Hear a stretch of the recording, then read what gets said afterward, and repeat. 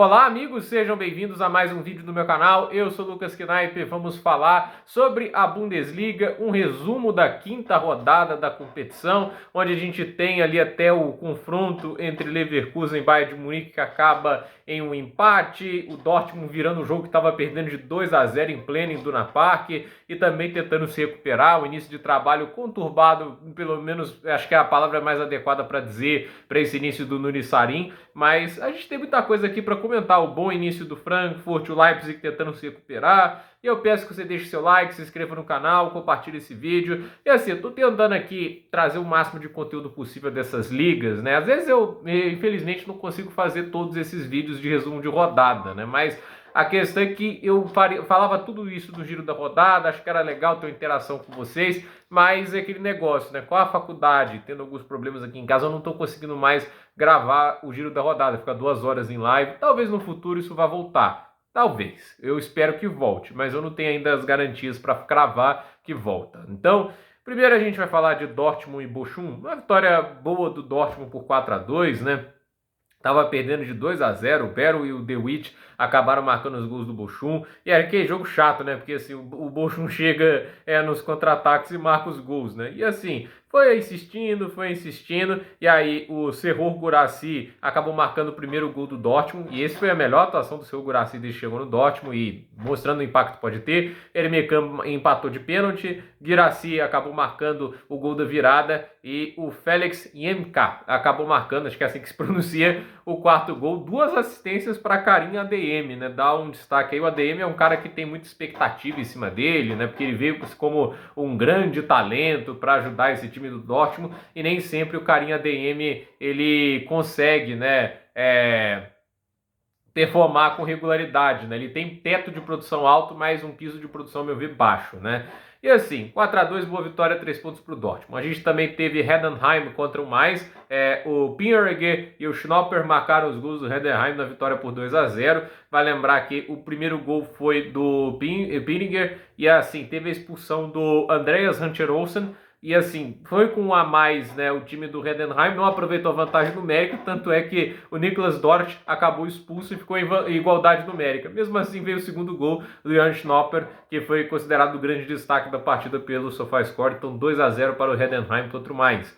E essa vitória eu não esperava, o Sampdoria vencendo o Freiburg por 3-0. A Folayan marcou um dos gols e o Saad acabou marcando os outros 2 gols, Elias Saad. Então é uma boa vitória, né? O Elias Saad, o destaque do jogo, marcou 2 gols, deu assistência para o gol do Afolayan. Então, assim, uma vitória que eu não esperava, visto que o Freiburg consistentemente é uma equipe que está brigando na parte de cima da tabela. Então, eu nunca espero, assim, ver o Freiburg levando, assim, um toco de uma equipe que subiu da segunda divisão. Mas são coisas que podem acontecer e a equipe mostrou bastante organização da partida. O Freiburg parece também estar um pouquinho abaixo do que esteve nas temporadas anteriores, né? A gente também teve Mönchengladbach e Union Berlim, vitória do Mönchengladbach no finalzinho, o Kivankara acabou marcando o gol aos 51 do segundo tempo, né? E assim, estamos falando de um time que perdeu muitas peças, né? Perdeu o Thuram, entre outros jogadores, né? Agora também perdeu, acho que eu não sei se eu tinha perdido também um daqueles meio-campistas, né, que era importante dentro da equipe. Agora eu tô. Nossa, gente, é tanto jogador que eu tenho que ficar decorando, né? Eu me lembro que tinha um meio-campista que era um dos jovens talentos, sempre era vinculado aos times, né? Tinha o Kefren Thuram e tinha o Manu Kone. Eu não tô vendo o nome dele aqui. O Manu Kone não tá aparecendo. Acho que o único remanescente daquele time do Mönchengladbach, que chegou a eliminar a Inter de Milão em fase de grupos de Champions, é o Alessandro Plea. E ele tá um pouco mais discreto, mas uma boa vitória contra o Union Berlin, 1-0. A gente teve também Wolfsburg e Stuttgart, né? Uma partida que começou com o Jonas Wind marcando o primeiro gol, o Milo para o Wolfsburg, depois o Milo marcou o gol de empate, o Amura marcou o gol que dava 2-1 para o Wolfsburg e aos 52 minutos do segundo tempo o Denis Undav foi lá e marcou o gol de empate. Jogo assim que é um Stuttgart que ditava o ritmo, mas por outro lado a gente via os contra-ataques ali do Wolfsburg sendo muito efetivos. Então, jogo que acaba 2-2. A gente também teve Leipzig e Augsburg, uma vitória relativamente tranquila para o RB Leipzig, né? Com destaque a ele, Xavi Simons, marcando gol, dando uma assistência. Também destaque ao Benjamin Sesko, 2 gols e uma assistência, né? Tipo, um jogador que teve uma boa atuação também. O David Raul deu uma assistência e Luiz Openda marcou um gol e deu uma assistência. Então, assim, esse quarteto ofensivo, podemos dizer, produziu muito bem. O Xavi Simons acabou recebendo a maior nota, né? Porque ele foi muito onipresente, ele é muito bom, ele tem a capacidade de jogar em todos os lados do campo, ele tem muita qualidade de passe, cria chances com muita facilidade. Então, assim, é um bom finalizador. É um jogador dos que eu acho mais especiais dessa nova geração, Xavi Simons. Ele tem talento para ser um dos melhores aí dessa geração, né? Isso já não for um dos talentos mais impressionantes. Então, assim, boa atuação por parte dele e boa vitória pro RB Leipzig no Marco Rose contra o Augsburg. 4-0 com até relativa tranquilidade. A gente teve Bayern e o Bayer Leverkusen contra o Bayern de Munique. Eu tenho que dizer que estou extremamente surpreso com o que essa partida foi. É uma das raras partidas que a gente viu o time do Xabi Alonso completamente dominado em campo. Vou ter que tirar o chapéu pro Kompany, né? Porque, assim, não dá pra falar que a gente não tinha motivos para duvidar. Ele subiu da Championship pra Premier League, é claro, mas quem já não fez isso? Scott Parker, Daniel Farke. Daniel Farke era o Alex Ferguson da Championship, né? E chegava na Premier League e não rendia, né? Batia e voltava, tipo América Mineiro, ioiô, né? E aí o que acontece? O Kompany seguiu o mesmo caminho e eu acho assim, dos times que estavam na Premier League na última temporada, que foram rebaixados, inclusive os 3 que haviam subido, o que mais me impressionou foi o Luton Town, até porque era o mais modesto, mas era o que jogou melhor, o que competiu mais. O Burnley para mim foi uma grande decepção. Eu não me lembro do Burnley ter ficado fora da zona de rebaixamento, principalmente pensando no segundo turno, talvez no primeiro uma rodada ou outra, mas foi decepcionante. E assim, o time chegou para enfrentar o Leverkusen, 18 finalizações a 3, volume de jogo assim o tempo todo ditando o ritmo, não deixando o Leverkusen estar com a bola no pé ou ditar um pouco o ritmo, a marcação muito bem feita. Foi realmente uma atuação fantástica por parte do Bayern de Munique. Começou perdendo, inclusive, né? Eu acho que assim, o importante mais do que tudo é a atuação, né? Porque o Andrich marcou o gol do Leverkusen e o Pavlovic acabou marcando o gol do Bayern, mas foi de uma maturidade, de uma qualidade essa atuação do Bayern, porque se você para pensar todos os coros que o Tuchel levou na temporada passada, a gente tá falando de Thomas Tuchel, um técnico campeão de Champions, é um cara que já tem bastante currículo, e o Kompany é um cara que está iniciando a carreira dele como técnico. Eu acho que coisas como essa, né, coisas como o trabalho do Xabi Alonso e o trabalho do Kompany começando desse jeito, são o que vai incentivar mais renovação quando se trata de técnicos dentro do futebol, né? Porque novos técnicos, novas ideias, talvez isso esteja refletindo em mais resultados do que a gente pensa, né? Então, fantástica atuação do Bayern de Munique, a meu ver, mesmo que não tenha saído com a vitória, para mim foi a melhor equipe em campo disparada, e assim, enfrentou um Leverkusen e jogou de uma maneira que quase ninguém conseguiu fazer contra essa equipe durante quase todo o jogo. Então, muito boa atuação do Bayern de Munique. O Leverkusen me parece um pouco mais frágil defensivamente do que na temporada passada, mas ainda um time forte, né? O Frankfurt ganhando o Kiel por 4-2, né? O Kiel, o Marmouche abriu o placar, o Kiel acabou empatando com o Mantino. Aí depois a gente teve o gol do Matanovic, e aí o Matino empatou de novo. Então, assim, o jogo estava complicado, mas depois o Marmouche e o Tuta marcaram os gols que definiram a vitória para o time do Eintracht Frankfurt. O Omar Marmouche marcou 2 gols e deu as outras 2 assistências. É a clássica partidaça, né? Não tem o que falar. Irretocável o Omar Marmouche. E assim, né, a vida do Frankfurt é isso também, né? Um time muito carismático. Acho que é um dos escudos mais lindos, né, do futebol, é o do Eintracht Frankfurt. É um dos estádios mais fantásticos também, né? A Commerzbank Arena, lá em Frankfurt Main.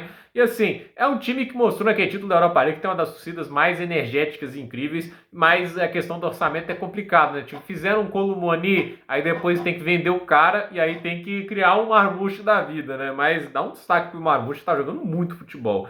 E a gente teve o jogo, assim, maluco, né? As pessoas falam, né? Tipo, só o Vasco virou fazendo 3-0 no placar. O Vasco virou tendo um jogador a menos contra o Palmeiras. Acho que aquela vitória é para 4-3, né? Que estava 3-0. Eles viraram com um jogador a menos. Aqui foi um pouco o reverso. O que acontece? O Hoffenheim, né? Tá querendo cair, vamos falar a verdade, né? Começou fazendo 3-0. O Marius Bülter acabou marcando 2 gols. Aí depois o Adam Rosleck acabou marcando o terceiro. Em 12 minutos o Hoffenheim tinha 3-0 contra o Werder Bremen. O que aconteceu? Aos 18 minutos do jogo, um animal chamado Stanley Insoki acabou fazendo falta no último homem e foi expulso. E não demorou muito para que o Werder Bremen conseguisse empatar logo no primeiro tempo. Julian Malatini o Genesis Stage marcando mais outros 2 gols, né? E depois no segundo tempo o Genesis Stage acabou marcando o gol que deu a virada para o Werder Bremen, 4-3 contra o Hoffenheim. Como eu disse, não é todo dia, mas quando acontece a gente tem que admirar, né? Porque um time que vira depois de estar 3-0 no placar, não importa a condição, isso é um negócio espetacular. Então,